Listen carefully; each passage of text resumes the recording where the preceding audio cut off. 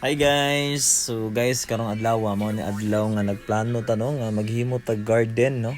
Kay naatay na palit nga gamay nga maliit na lupa no. So nagplanta na mag-garden pero bago ang lahat, ang gagawin natin ay kailangan gumawa tayo ng bakod no. Gagawa tayo ng kural.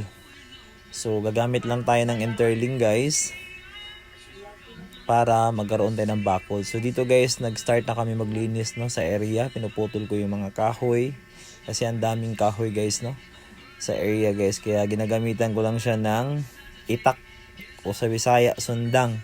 So mano-mano yan guys no.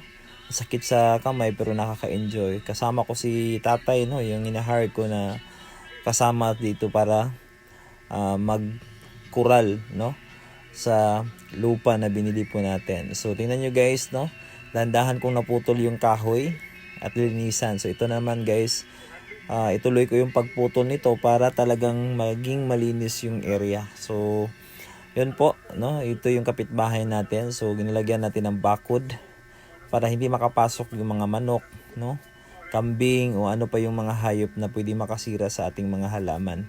So guys, mano-mano yung ginagawa nating pagputol.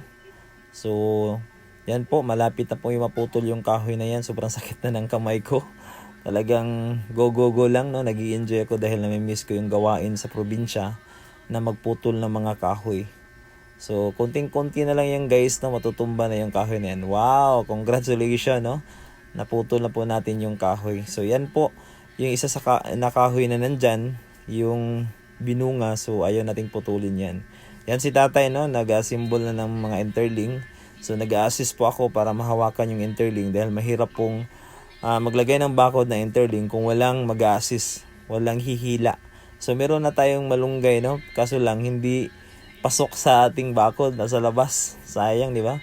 Sarap ilipat. So ngayon guys no, tanghalian na, nagbaon lang kami ng ulam. So kasama ko si tatay kasi alam ko hindi siya kumakain ng baboy kaya binili ko po gulay, malunggay. Tapos meron kaming tuyo no na ulam kaya enjoy kami tatay na kumakain no ng tanghalian dahil sobrang pagod po kami. Yan. So yun po. Nagpahinga lang kami nito no after kumain tapos balik ulit kami trabaho.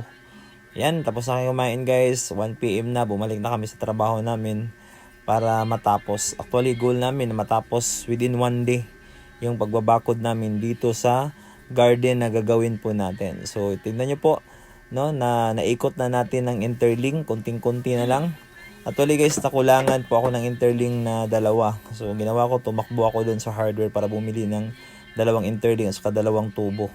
So tingnan nyo guys, naikot na po natin ng interling yung lupa po na binili po natin, na planuhan po natin na gawin garden. Yan. So excited na ako no na matapos po ito na bakod para makapag-start tayo maglinis, makapagtanim no sa maliit po na lupa na to. So nakita ko guys yung lupa medyo mataba siya no dahil dati po ginagawan pala ito ng piggery no, baboy.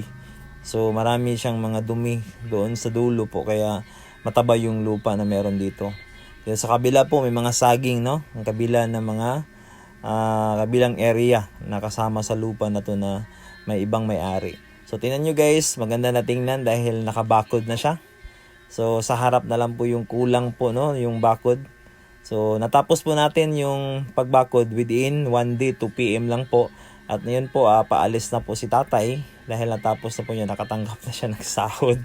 Okay, so ako lang yung naiwan, nagpatuloy no sa paglilinis dahil sobrang dumi pa no. At I think tapunan to ng basura dati dahil ang dami pong mga plastic no.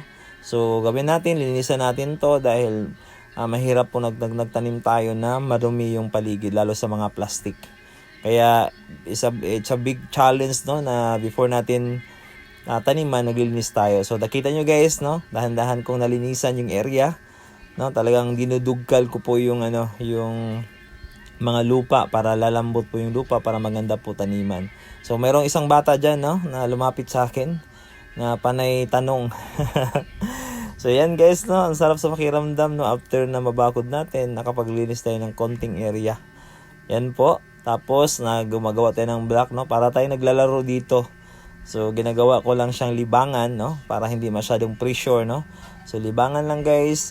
Unang-una, maganda po ito dahil nakakatulong, no, pang exercise. At syempre po, pag natapos mo tong garden na to, syempre, no, magkaroon ka ng maraming gulay soon. Kaya ipagpatuloy ko po yung paggawa nito para makita nyo rin po. Sa next video po, makita nyo na po yung